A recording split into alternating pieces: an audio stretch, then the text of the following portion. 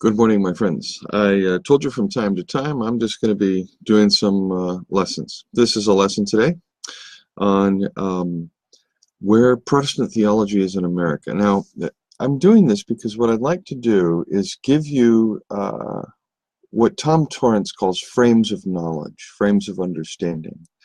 And they're just that. They're just frames. You're going to be the ones that put up the sheetrock and the wiring and the plumbing. You're going to do all of that in your theology, so to speak.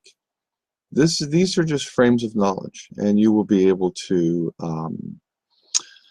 adjust these frames as you grow and learn, okay? This is why it's so important you understand that I don't tell you what to think. I tell you that there are better ways of thinking than these kinds of things, and there are things that are important to me and I have convictions, but I don't tell you you have to believe them. I simply try to show that the way I'm articulating things follows the internal coherent structure of the gospel, and when I can do that, then I'm doing good theology. So what I'd like to do today is particularly zero in on exactly what I think is the major problem, or certainly I think it's the most significant problem in Christian theology. And it is evidenced all over the place. Hey, Christopher. It's evidenced all over the place in American Protestantism. And, I spent all of my life breaking away from the Protestant Orthodox model, only to find myself somehow being accepted by progressive Christians, and then, of course, finding out that they're no different theologically, structurally. I mean, on the surface, they appear to be so different. They truly do on the surface. But in terms of their presuppositions and their worldviews and the way they do engage in hermeneutics, they're identical.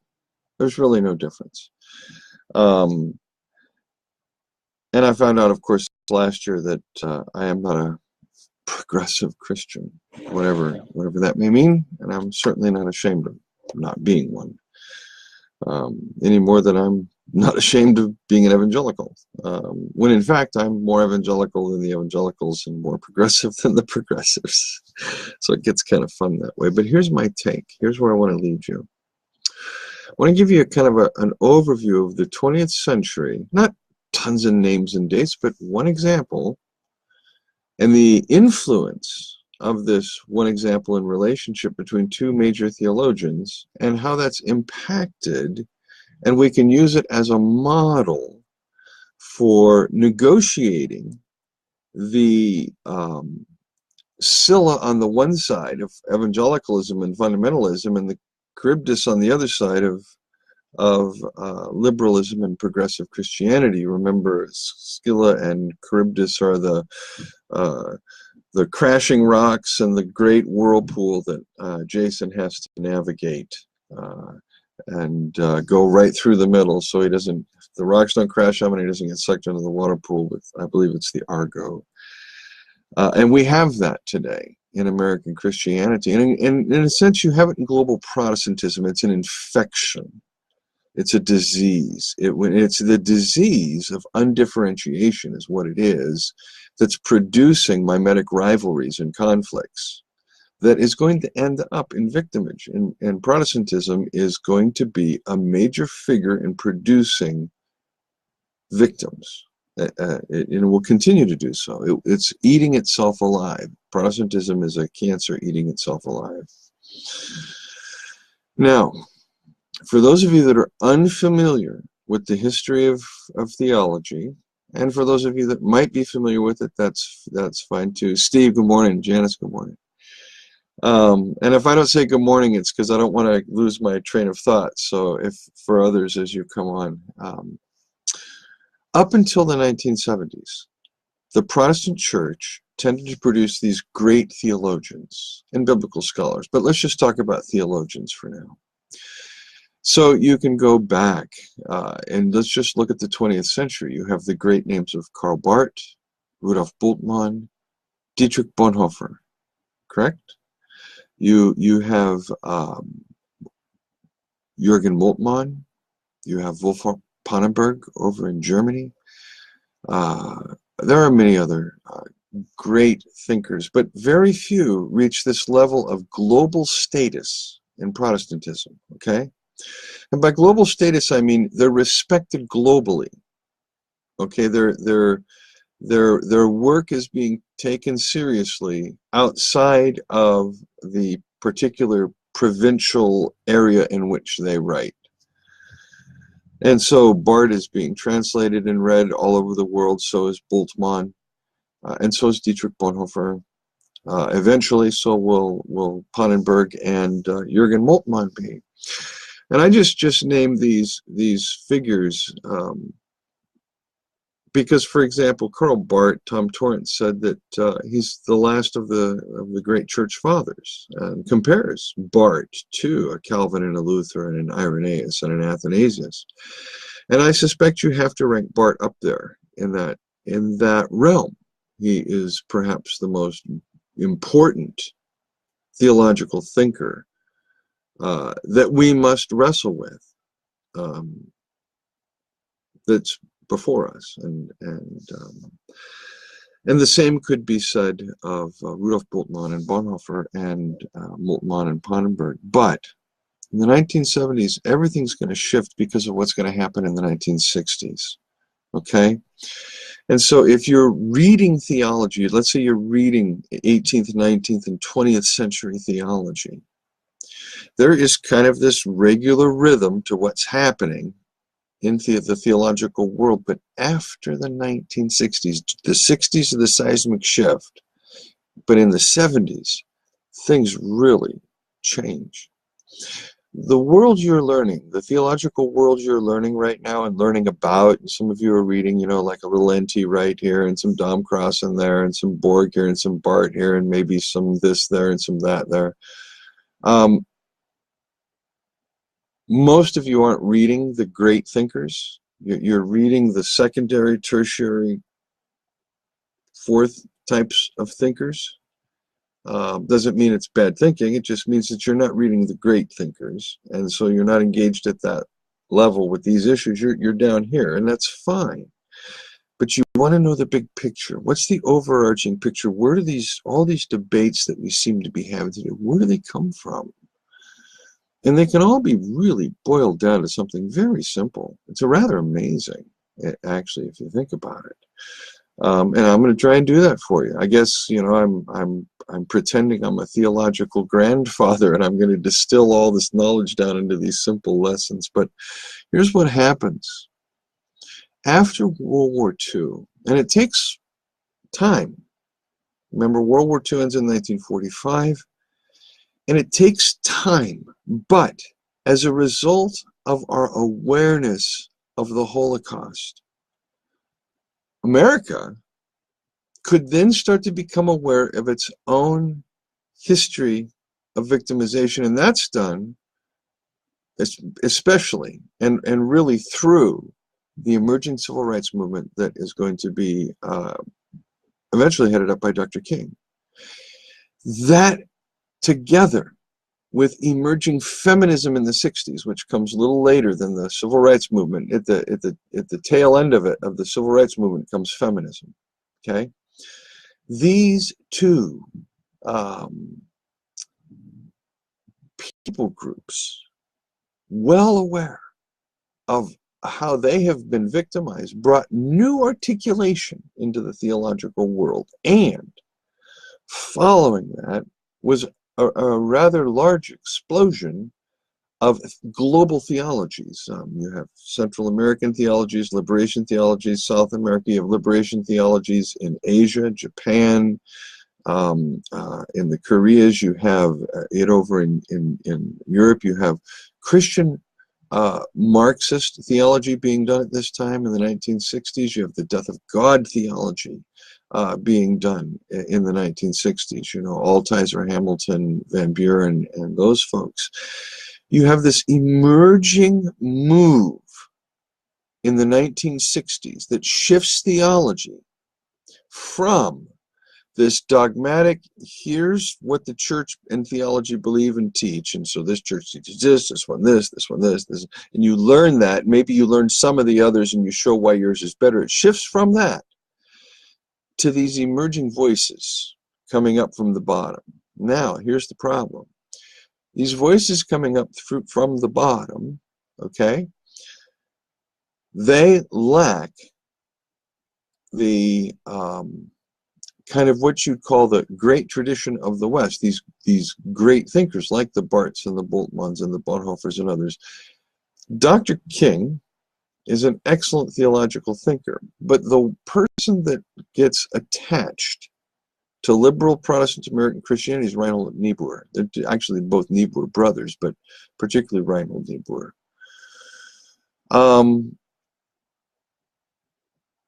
American Protestant Christianity really did not produce that many great theologians in the 20th century.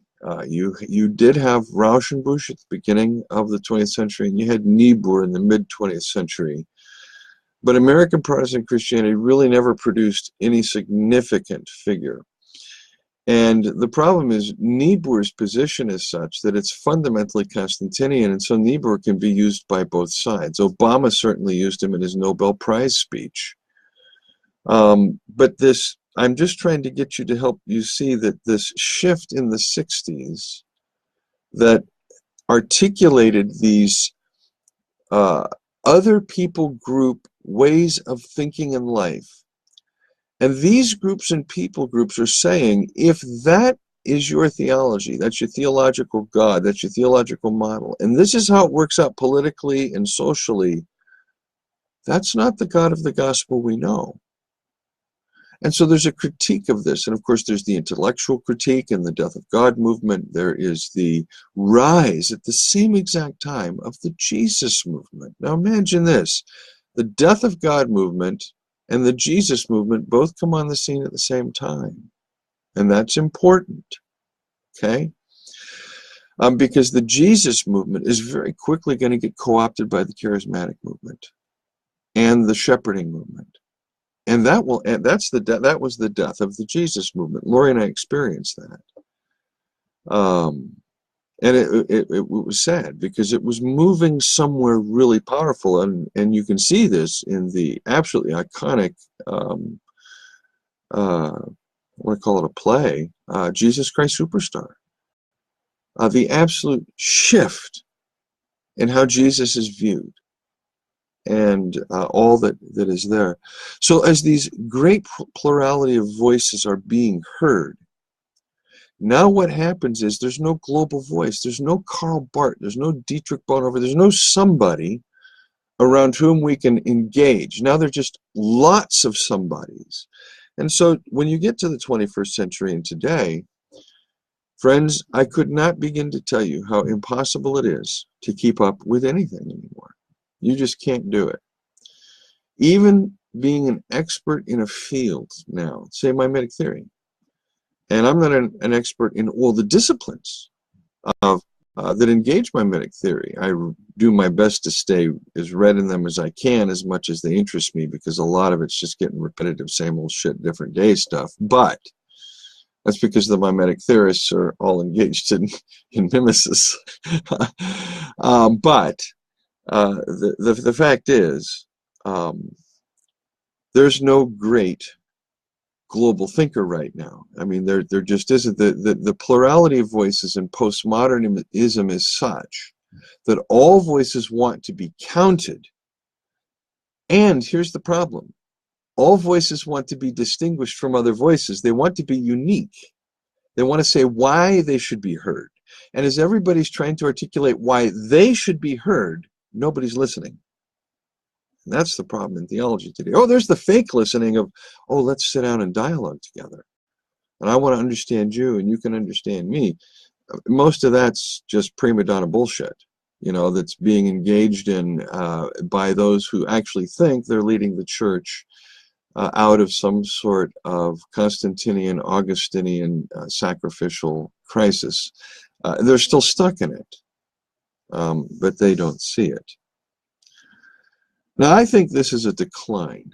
in Protestant theology. I think Protestant theology has experienced its nadir, its apex, in the 20th century. I think that Barth and Bonhoeffer represent the height of Protestant theological thought. And in this sense, if you are pre-Barthian, if you've never engaged Barth and Bonhoeffer and the level of the questions they're engaged in, then you can't be, in a sense, post-Barthian. You can't have moved through the Barthian school. And Barth hated that word Barthian. He really did. By the way, I hope there's no such thing as Hardinians or Hardinism or anything like that. There can't be. I'm the only Michael there is. You can only be you. I'm just a teacher. I just give you ideas and thoughts and, you know, frames of reference and these things. But God forbid you should try to be me. You can't be me. You can only be you.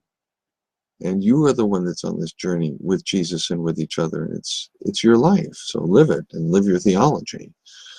And that's what the Academy doesn't get today. And that's what the Protestants have never gotten. They've just never gotten that. They've never understood the Kierkegaardian notion of the individual. And that is the proper sense of the individual. The individual who recognizes their interdividuality and is able to completely deny the social construct known as the ego and allow that to be reconstructed through a different frame of reference, which of course for me is going to be the person's teaching and work of Jesus.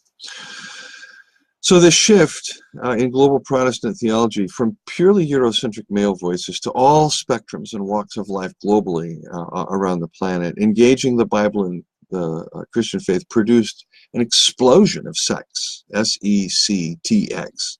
It also probably produced an explosion of sex, you know what I mean? But hey, but produced sectarianism and interpretations, which have produced mountains and mountains and mountains of literature, and the information explosion following World War II, and the specialization of religious studies disciplines, the hyper-specialization of it, has literally produced an unreadable amount of literature. You can't do it. I am surrounded by books, thousands and thousands of books. I estimate I've read about 10,000 books in my lifetime. That's my estimation. Man, I have not even scratched the surface of what's out there to be known. That's just amazing. And the thing is that the more you read, yeah, the more you can see things and piece things together, but the more you're really, really aware of how limited one's capacity for knowledge is. Not how limited knowledge is. Knowledge is not limited. It's amazing. It's just, I mean, if you took all the knowledge in the world and how many thousands of years would it take you to assimilate it, right? You get this little lifetime of like 40, 50, 60, 70 years, 80 years if you're lucky, right? So this is why the Christian faith has never been Gnostic. It's never been about knowledge or amount of knowledge. Okay, it's never been about that. It's always been about type of knowledge or quality of knowledge, but we'll talk about that in a minute. And man, I have 2 pages of notes, and I've just done the first 2 sentences. It took me 18 minutes. Holy cow. I really got to go on. So, in the 60s, you have the era of Nietzsche, the discovery of Nietzsche, as it were. It was a very, very exciting time, I'm sure, for a lot of people theologically, as Nietzsche's discovered, and you have hermeneutics is all the rage because of Bultmann and the Bultmannian students and the speech act character of Ernst Fuchs's hermeneutics, which was taken to the extreme by Johnny T. Robinson in his Honest to God book, and Barth referred to that as flat tire theology. Boom, boom, boom, boom, boom. You know, you're getting somewhere, but you're getting there real slow on a flat tire. And you have all this stuff that's coming up in the 60s. You had the hippies. I mean, the hippie movement was incredible, folks, for what it brought to the table. It brought to the table this whole new openness, both to the East, because I grew up in the San Francisco Bay Area. The San Francisco Bay Area music scene was this extraordinary combination of Britain and the influence of the West and American rock and roll and the East. India and Japan, and primarily Indian melodies, and that's, you know, through the Beatles. But it brought together these two. It was this great intersection of all this incredible revolutionary outside the box thinking, of course fueled by lots of drugs, sex, and rock and roll, but nevertheless outside the box thinking at Berkeley. Everybody knows about Berkeley. Berkeley. Yep. And yet you had also the Jesus movement with the hippies, you know, because Jesus was now understood as this outcast, this marginalized, long-haired type. People began to see Jesus the victim. Do you see this? That's what's going on in the Jesus movement with the hippies. And they're seeing Jesus as this outcast, this one who flouts the rules, as it were, okay? Anti-authoritarian. That's a huge theme in the 60s. And of course, at that same time, you have the decline of mainline Christianity, because once you introduce this into the mainline churches and into Protestant pastors that are UCC and liberal and this and that and Methodist and others, what you end up having is a Christianity without the gospel. It all becomes social gospel, and this already starts happening in the 60s. There's this flight from the truth. There's this flight from anything having that even begins to feel remotely totalitarian. Anything like the creed. Ooh, you know, this kind of thing. And of course, in the 1960s, the cause is not helped by Pope John Paul VI declaring that popes are infallible because he's trying to secure a particular doctrine, sex-related, of course. That didn't help. And we had, at that same exact time, folks, is when fundamentalism, evangelicalism began emerging as a dominant stream of theological thought in this country. So much so that in 1980, Jerry Falwell could call a meeting, create the moral majority, start that group into power, get Reagan elected, continue on with GW, continue on fighting with Clinton, with Newt Gingrich's contract with America, continuing on with George Bush, continuing on fighting with the Tea Party and others against Mr. Obama, and then now, of course, having elected Mr. Trump. This movement all begins in the 60s. All of this begins in the 60s. And one of the reasons is that the charismatics and the fundamentalists immediately co-opted television and radio. They already co-opted radio, I should say, in the 40s and 50s. They had radio everywhere. They were out there in the media, man. And they co-opted there was no liberal Christian TV. There was no progressive Christian TV. Nobody thought of that. No, it was the evangelicals and fundamentalists said they were going to use this media to teach. And they did. And and they won. Anyway, let's get to the real issue. 23 friggin' minutes. I might have to just do the introduction in this talk, and I'll see how far I can get. Don't want to bore you to tears, so I hope I'm not doing that. Okay. Now, let's look at this whole thing through the relationship of Karl Barth and Rudolf Bultmann. And let me tell you a little about Karl Barth, a little bit about Rudolf Bultmann. They are perhaps the two most significant theological thinkers of the 20th century. It would be impossible anytime down the road, in the future, to do a history of Christian thought. Say that you're in the 23rd century, 24th, 25th, 28th, you're in 3012, you're writing a history of Christian theology. You will not be able to write one without substantive chapters on Barth and Bultmann. You won't be able to do it. You could pretty much ignore Tillich and Niebuhr. You can put them in footnotes. Bonhoeffer, you could probably write a bit about, because I think it's important enough, but you know, you could probably, Bonhoeffer might even be a footnote, but you cannot footnote Barth and Bultmann and the influence they had on Protestant theology in the 20th century. Can't do it. Got to write a chapter on it. So let's talk about Karl Barth and Rudolf Bultmann for a minute. In order to do that, you have to go back to 19th century Europe. You have to get your head out of the 21st century in your lifetime. You got to go back to 19th century Europe. You got to go back to gas lights on the street, before automobiles, horse-drawn carriages. You have to go back to pre-telephone. Okay? You have to go back and say, Psychoanalysis and psychology are just brand new emerging disciplines. So is anthropology is a brand new emerging discipline. Think of how raw medical science was at the turn of the century. I mean, if you ever have a chance to visit in Fredericksburg, Maryland, is the Civil War Medical Museum. And one of the things you learn is what knowledge they had at the beginning of the Civil War on medicine, how they had to learn on the fly during the war, and the knowledge they had after the war. War produces incredible amounts of medical knowledge. Okay, what's really sad and hardly acknowledged and repented of is the fact that so much medical knowledge that the Nazis did gained in their experiments on those that were imprisoned in the concentration camps and labor camps, so much of that knowledge has become kind of part and parcel of common medical knowledge today. All that knowledge has been taken and used, and you go, well, you don't want to waste it, right? But it's tainted. You've heard me say language is bloody, knowledge is bloody, just as well. That the world doesn't want to see. It wants to treat knowledge as just data, information, facts. It's not. Those facts cost somebody their life. Those facts cost somebody a daughter, a son, a mother, a father, a grandfather, a grandmother, uncle, aunt, best friend, fiance, lover. Those facts cost.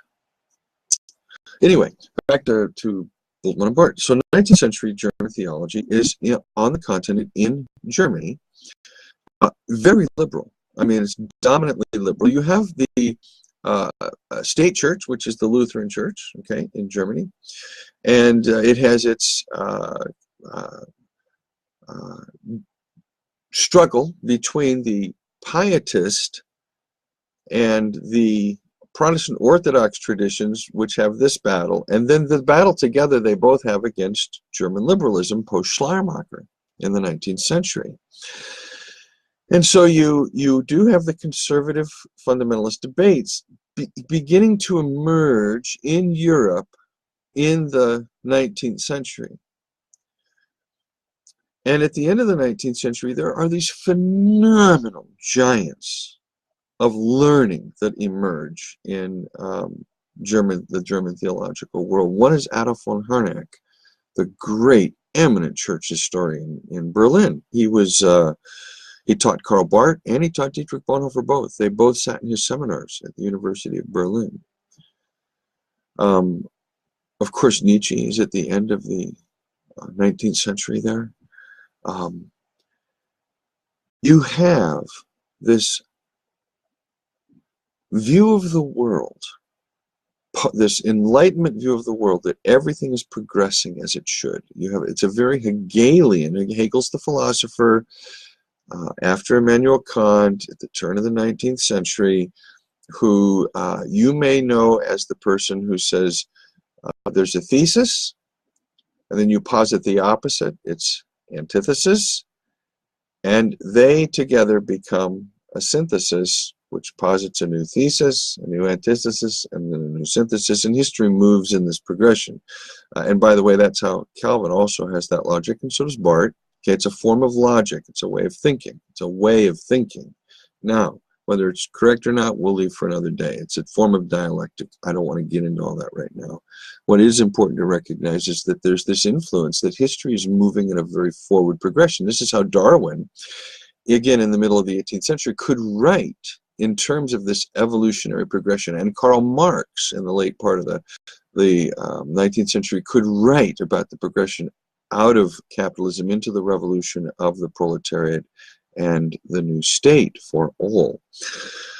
So you have all of this, and at this moment is kind of a confidence in science and a confidence in humanity that we are, as Bonhoeffer would put it, we are a world come of age. Die Mündige Welt. Mündige is a word in German that's used for like going from a child to a man, coming of age. You become a man. So Bonhoeffer talks about the world coming of age, and that's how they perceive themselves here, all the way up until 1914.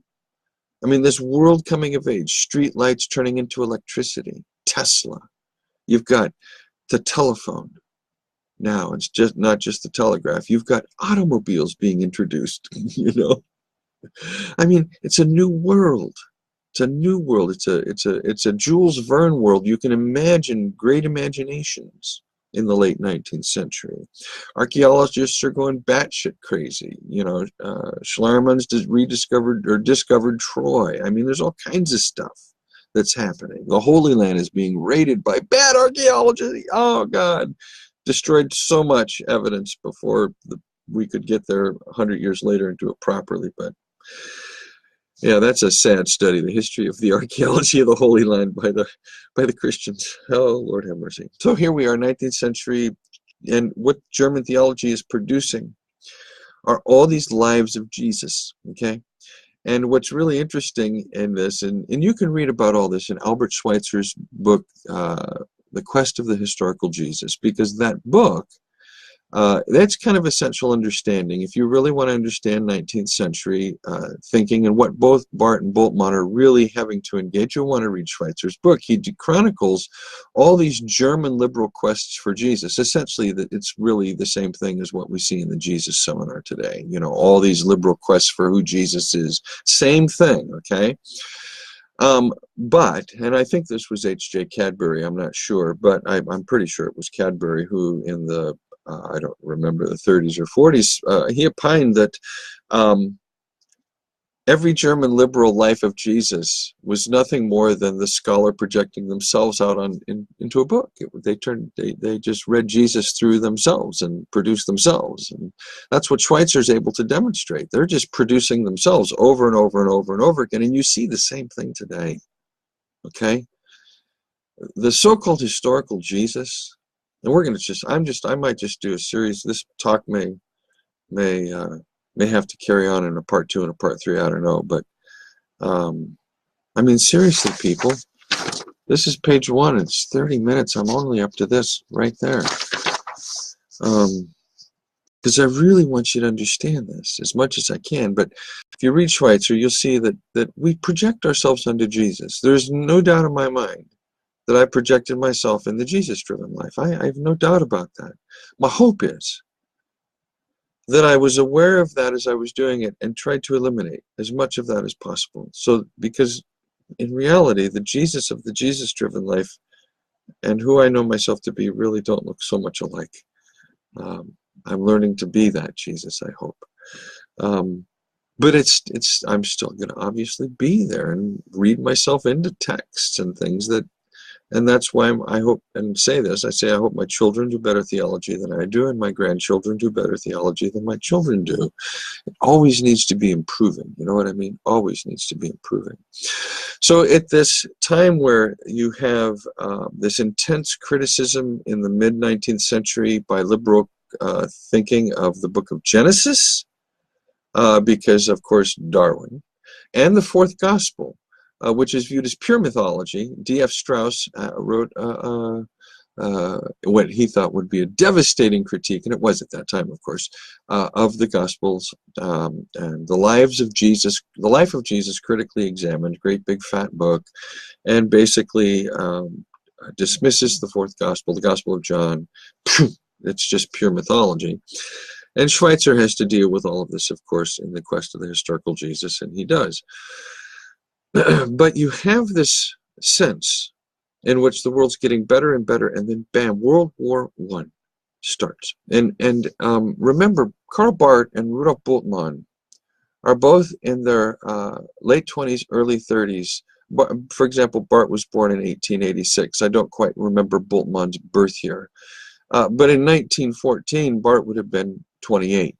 And he's a young pastor, and Bultmann is this young scholar.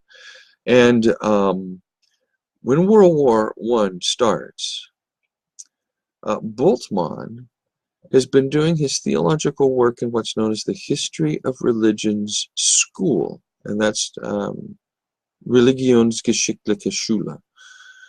And this school of thought is trying to show all the parallels between Christianity and the pagan religions of the environment, to show Christianity is, just another form of religion. And that there's a relationship between that and anthropological studies of the late 19th century. But Bultmann is born and bred and nurtured in this school of thought. And so what he's doing, what he does, is he becomes an expert in the ancient world. I mean, an absolute expert. Probably fewer scholars had a command of the ancient world and the languages of the ancient world as Rudolf Bultmann did. At any rate, when World War I started, Karl Barth was this young pastor. He'd been the editor of a very liberal journal, Die Christliche Welt, the Christian World. But now he's a young pastor, and he's a liberal.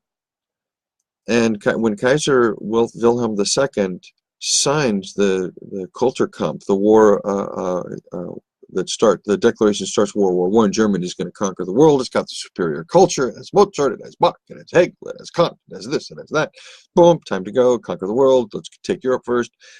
And when Barth sees the names of, I think it was 93, 94 signatories on that, one of them was Adolf von Harnack, his teacher, the great church historian. Barth just shook his head. I don't remember if Hermann signed it or not. Don't recall.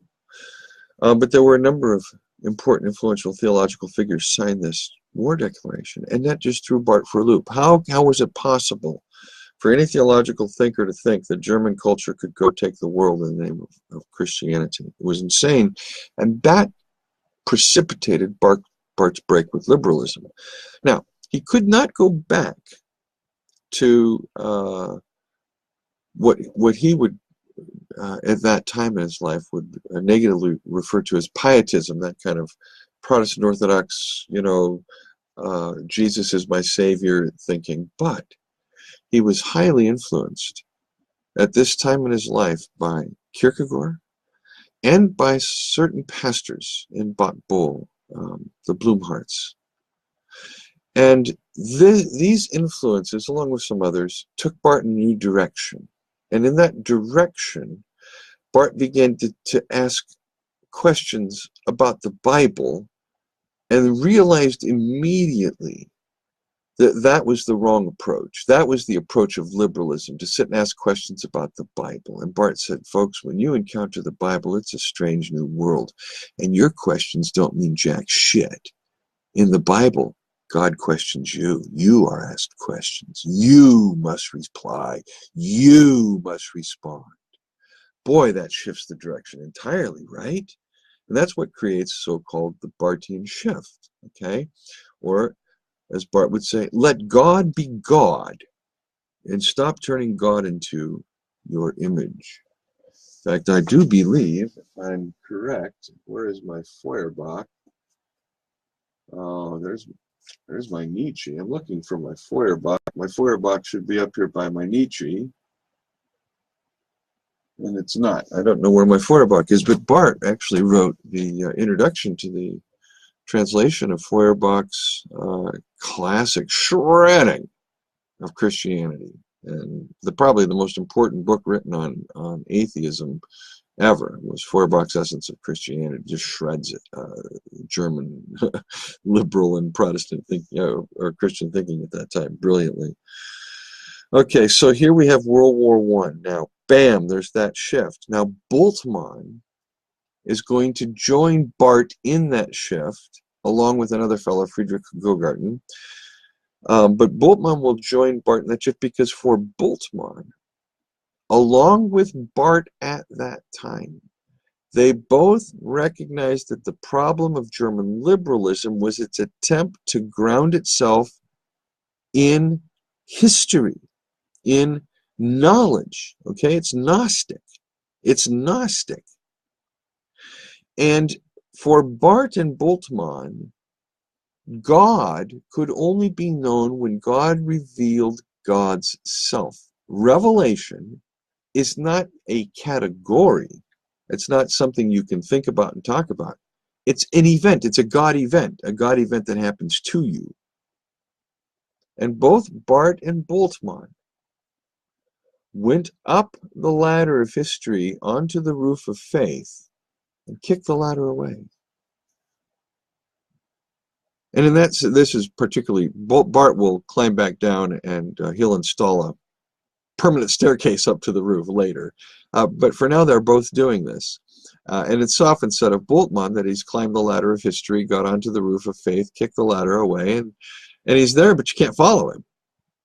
You see, because you can't quite get to how he gets there. How does he kick the ladder away? You know, what's left? And Bart, of course, will climb back down the ladder and climb back up and build a staircase. So you can go up and down, and it's all there. And I'll tell you that story in a minute. But the 19th century had produced this rather remarkable certainty about history and what would be known as historicism, and the ability to state with quite a bit of boldness. You would use the English word aver, A-V-E-R, facts. These are facts, and that's it. Okay, and this is going to be one of the problems that Bultmann and Bart are going to have to face here shortly in the 1940s. But you have all of this mix when Bart and Bultmann go, wait a second, to Protestant theology. Wait a second. How can Protestant theology have any relationship to that which is scientifically discerned when God is not an object, when God is a subject? You see, if God is the subject of revelation, that means only God can reveal God's self. That means revelation can only come from God. It means there is no climbing the ladder to God. It means there is no divine consciousness in the human that we can ascend to if we try and try and try and try and try. It means religion, all religion, is human construction. And in my dissertation, I especially talk about this with reference to Bart, Bultmann, and Gerard. But there's this immense confidence in science that gets shattered for Bart, particularly in World War I, and the science of science of theology. That gets shattered. And in the 1920s, Bultmann will write his book, Jesus and the Word, and his book on primitive Christianity. And so much, of course, Bultmann will trace to all kinds of other things, and that has nothing to do with Jesus. And in fact, will say in his book, Jesus and the Word, written a decade or so after Schweitzer's quest to the historical Jesus, and echoing Schweitzer, we can barely know the shadow of who Jesus really was historically.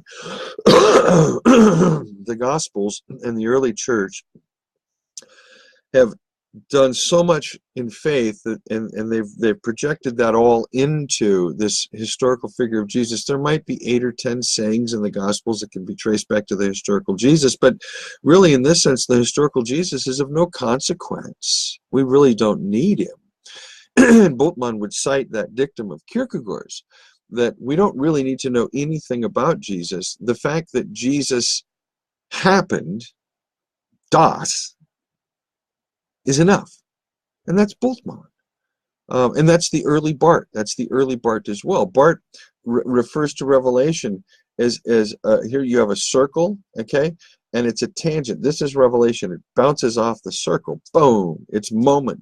He uses Kierkegaard's concept of the moment. Revelation's always in the moment. Always. Bing, bing, bing. It's never shoot locked in something you can grab, hang on to, and you're good to go. No, it's always existential. Always. For the early Bart, and of course Bultmann.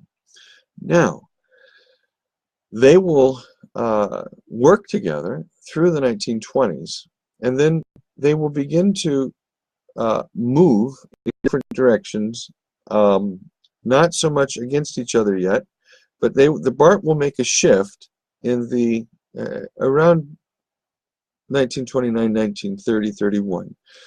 Bart will make a shift away from what he considers to be the anthropocentric starting point of liberal theology. Even his theology up to that point, which was a critique of liberal theology, he felt still retained these vestiges of anthropocentrism. He hadn't let Revelation penetrate everything in his own thinking. And it's his work on Anselm and the production of his Anselm book, Fides Quaerens Intellectum, Faith-Seeking Understanding, that forms this shift for Barth.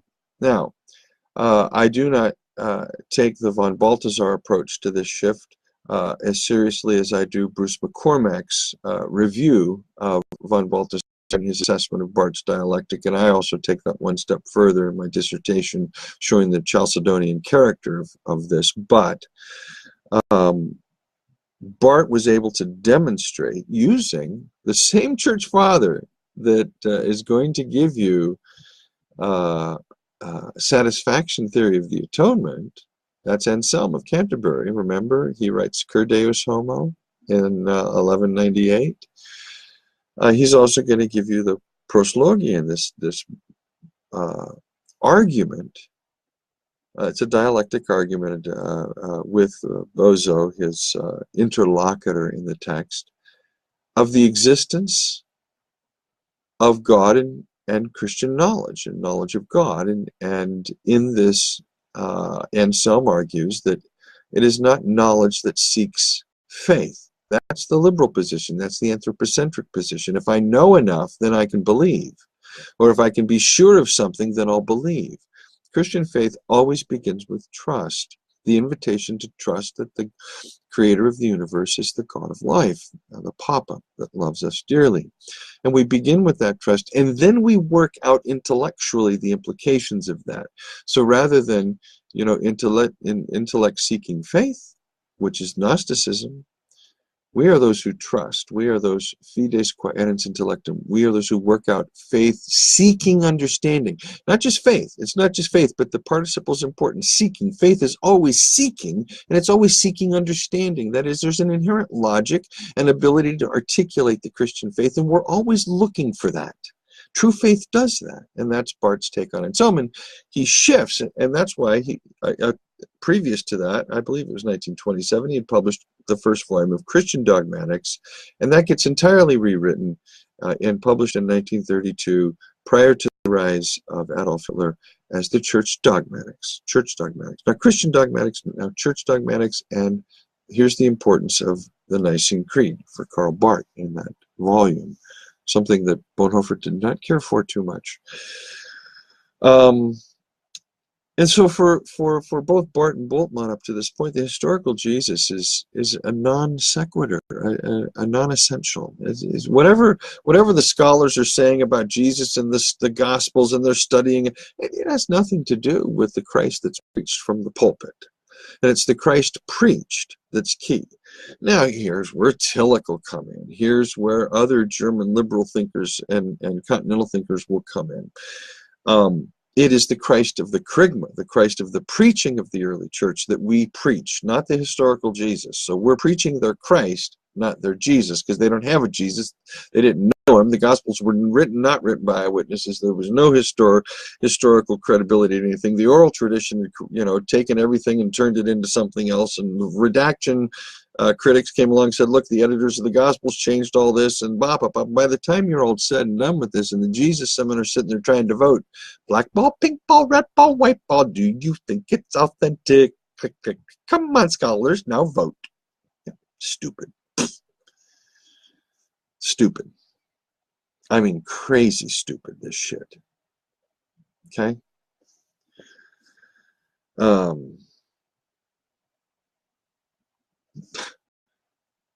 You're now at the major turning point in theology. Barth has made it.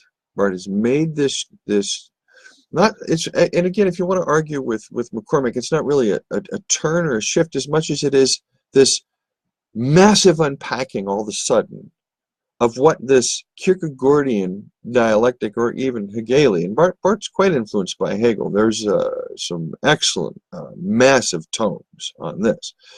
This dialectic filtered now through the lens of Chalcedon, through the lens of Nicaea. Boom. There's the turn. Which is why Barth was so well respected that he was asked to participate in leading the confessing church, and was also the author of the Barmen Declaration in May of 1934. which was actually in its major theses dependent upon a text that Barth wrote in June of 33, Theologische Existenz heute, Theological Existence Today, when the Nazis tried to they installed the Reich bishop, the Nazi bishop, over the church. Barth writes this essay that becomes the foundation for Barmen in 1934. Well, Hitler does his thing, and by 1940, and the war has begun. 41, Bultmann is going to write an essay. Barth has now published the third volume of his Church Dogmatics. He's done Church Dogmatics Volume 1, Part 1 and 2, Prolegomena on the Word of God, or just stating here's how God reveals God's self. That's the first two big fat volumes, like, I don't know, 1,700 pages, maybe less. Maybe less. Anyway, boom, establishes that. Then the doctrine of God. Now, Volume 2 is going to deal with election and ethics, but Volume 1 of the doctrine of God is going to deal with the character of this God that is revealed in Jesus Christ. And that's been produced. And then in 1941, Bultmann writes this essay on demythologizing. And some of you have heard that term. Please do not misuse this term. People have been using the term deconstruction in Christian circles forever, and I take some responsibility for that, because I use the metaphor of this old house early on in deconstructing theology, and also talked about reconstructing it. And people just cut on to the deconstruction part. And here I am trying to talk about rebuilding and not giving them enough time to deconstruct. And now you've all had enough time to do that. So we're reconstructing. Good. That's why we're here doing this. Well, Bultmann writes this essay on demythologizing. And here's Bultmann's basic thesis. We live in the modern world. We have telephones. We have automobiles. We understand the world scientifically. The biblical writers understood the world magically or superstitiously. They believed in angels and demons, things we know do not exist, and all the kinds of strange religious, superstitious things people believe in. And to believe in that is false. It's what needs to happen is we have to take the Christian faith and what we believe out of the framework of the worldview of the ancients. And so Bultmann said we have to demythologize our worldview. And for Bultmann, what it gets replaced with is a worldview, the philosophy of Martin Heidegger, the anthropology of Martin Heidegger, which Bultmann views as perhaps the most coherent, and most logical at that point for him. And that becomes his new modern way into the Christian faith, is through the anthropology of Martin Heidegger. Barth will have nothing to do with this, because for Barth, if you start anthropologically, you've already missed the boat. You haven't started with revelation. You haven't started with the character of God. You've started rather with who the human is and what you perceive the human to be. And Barth felt at that particular point, now you're back into science. You're into what he called the Antichrist of all theology, the analogia entis, the analogy of being, which he saw shot through Roman Catholicism, as well as liberal Protestantism and Protestant Orthodoxy as well. And he's not incorrect in his assessment. That is a correct assessment. It is shot through, and it's a problem. Because if you do your theology by analogy, by extending out what is good, what do I know is good? And then you go, okay, God is good to the nth degree. What is beauty? Oh, this is what beauty is. God is beauty to the nth degree. You're just projecting your ideas to the nth degree out, and they're so huge at that point, you call them God. And Barth says, you can't do that. You can't start there. You have to let God be God. Let God define who God is in God's self. And that's the gospel. That's the message of the gospel, because God's message about God's self is good. It's good news because God is good. You see what I'm trying to say?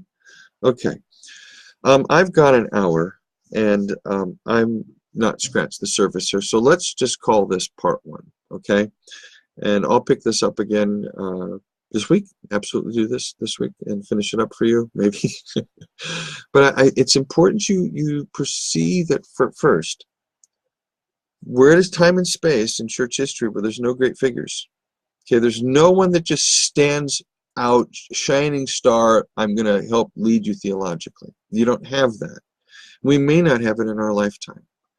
And a primary reason for this is not just the information and knowledge explosion, but we have so few that are capable of doing very, very serious interdisciplinary work in church history, biblical studies, and theology. We have so very, very, very few that have done this, any of this. Most folks are just plain old hyper-specialized. That's what they do.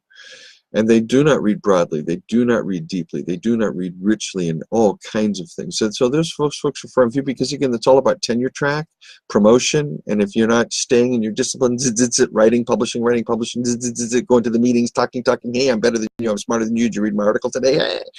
You don't do that. You don't make money, you don't survive, and that's their world. It's a mimetic world. And so scholars just do not tend to think broadly. They're very provincial. An exception to this is, of course, Doug Campbell, who's exceptionally well read in Barth as a theologian. And you just don't find that amongst New Testament scholars. And of course, amongst Barthians, you don't find any serious exegetes. But you don't find people crossing disciplines, in other words. And we're faced with that today. And that's why I don't think you're going to see any kind of major figures again for a generation or two, if at all. We'll see where the world goes. But right now, there's too much clutter, okay, in terms of information and what people think you have to know, when in fact, you don't have to know any of that. The only thing you're obligated to do is trust. That's it. Trust. That's the foundation. That's the start. That's where you're hanging on the cross, trusting the Father, where circumstances are never a barometer of the Father's love. The way you perceive yourself, understand yourself, the way others perceive you, all of that, that's all a social construct, the ego. It's just false. It doesn't exist. It's not you. You are much more than that.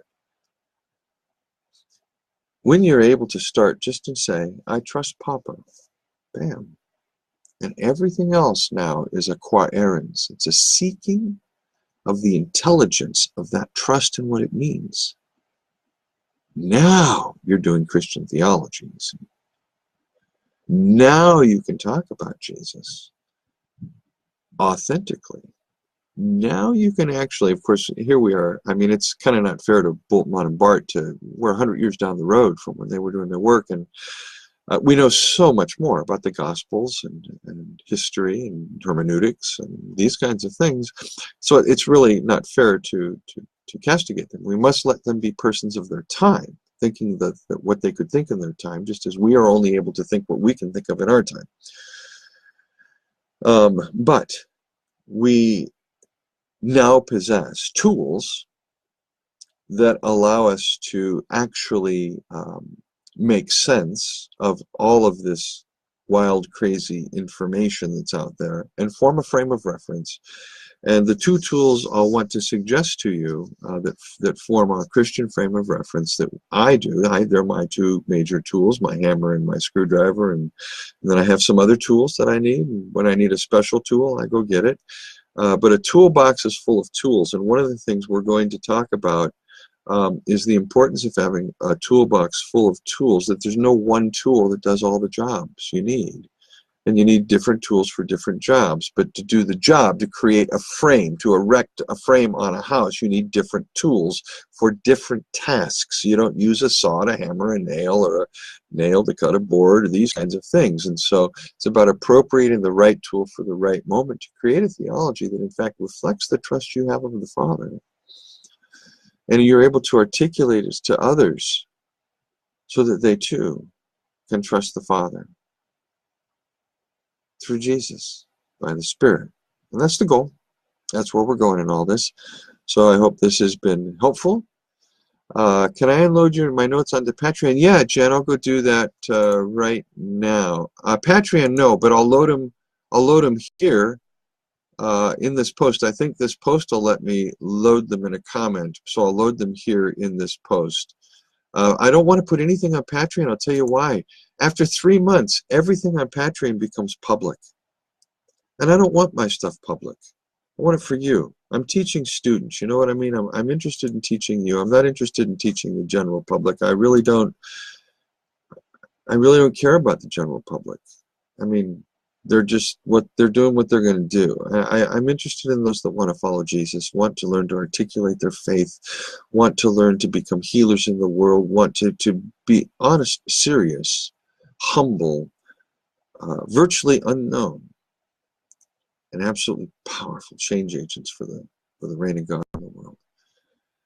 Yeah, we will all be unknown footnotes from the human perspective.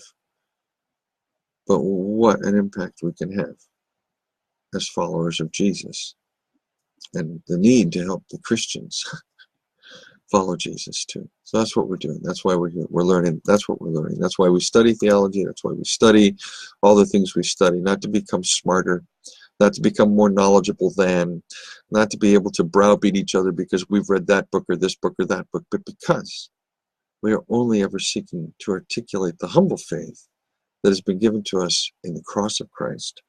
That's it. Hey, peace and love, people. Thanks. Glad you had a good time. Talk to you later. Jan, I'll make sure I get these downloaded. Give me 30 seconds. They should appear on the page after I end the video. Cheers.